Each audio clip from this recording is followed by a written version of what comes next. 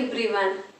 In this session, we will discuss the various organs of digestive system and their role in the process of digestion. The human digestive system is well developed and uniquely designed to convert complex food materials into simple absorbable forms. Digestive system consists of alimentary canal and digestive glands. Alimentary canal begins at the mouth and ends at the anus. It is about 9 meters long in an adult. Alimentary canal is also known as digestive tract. Let us see what are the parts of digestive tract. Digestive tract consists of mouth, esophagus, stomach, small intestine, large intestine and anus. I repeat, digestive system consists of mouth, esophagus, stomach, small intestine, large intestine and anus. The digestive glands consist of salivary glands, liver and pancreas. I repeat, digestive glands are salivary glands, liver and pancreas. They also help to digest the food. Let us assume the food particle as an adventurous traveler and the route it travels as our digestive tract. We will see what happens to the food particle when it travels through the digestive tract. Let us have an adventurous journey along with the food particle. The first place of adventurous journey is mouth. Let us learn in detail what are the organs that help in digestion in mouth. The first one is tongue. It is a muscular organ. It helps teeth to masticate the food. It helps to mix the food with saliva. It helps to sense the taste with the help of taste buds. It helps to swallow the food into the food pipe. The next organ in the mouth which helps in digestion is salivary glands. There are 3 pairs of salivary glands. It secretes saliva. The saliva contains mucus, lysozyme, salivary amylase. Mucus, it makes the food slimy and helps to swallow the food. Lysozyme, it is an enzyme which destroys the germs that enter the body through food. The third one is salivary amylase. It is also an enzyme which partially converts starch into maltose. I'll repeat once again. There are 3 pairs of salivary glands. It secretes saliva. Saliva contains mucus, lysozyme and salivary amylase. Mucus, it makes the food slimy and helps to swallow the food. Lysozyme, it is an enzyme that destroys the germs that enter the body through food. Salivary amylase is also an enzyme which partially converts starch into maltose. Did you understood the chemistry behind the sweet taste while chewing rice for a certain time without adding curry? Yes. The answer is salivary amylase partially converts starch into maltose. I hope it is clear. The next organ which helps in digestion is teeth. The study about the nature and arrangement of teeth in the buccal cavity is known as dentition. Even though the teeth vary in their morphology and function, they show similarities in the internal structure.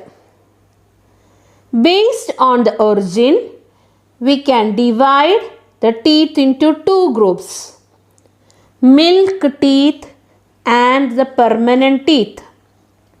Milk teeth, it is 20 in number. Milk teeth is replaced by permanent teeth. Based on the function, there are 4 different types of teeth.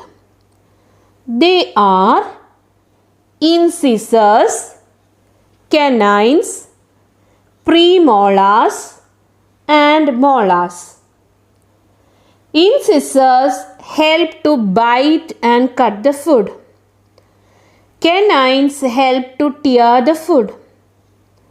Premolars help to chew the food.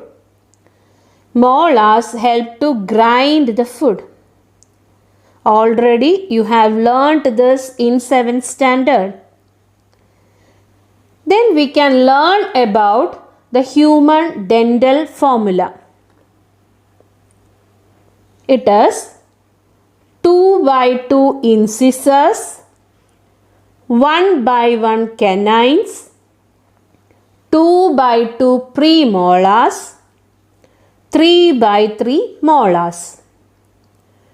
2 by 2 represents the 2 incisors in the upper jaw and 2 incisors in the lower jaw. 1 by 1 represent 1 canine in the upper jaw and 1 canine in the lower jaw. Similarly, premolars and molars. Usually when we represent the dental formula, only one side of the jawbone will be considered for writing dental formula. I hope it is clear for you.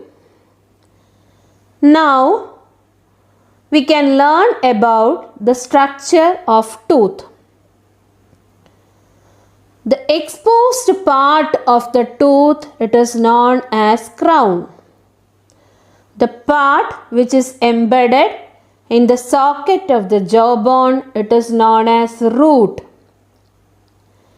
Between the crown and the root, there is a neck part which is fleshy and it is also called as gum.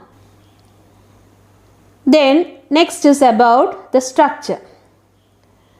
Tooth is made up of a hard calcified material known as dentine. Dentine. It is a living tissue. It is a living tissue. The outermost covering of the teeth is known as enamel. It is white in color. It is the hardest material of the human body.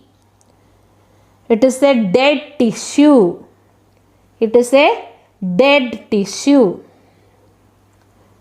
The third part is the tooth bears a pulp cavity which is filled with pulp. Pulp is made up of soft connective tissue and also it contains blood vessels, lymph duct, nerve fibers, etc.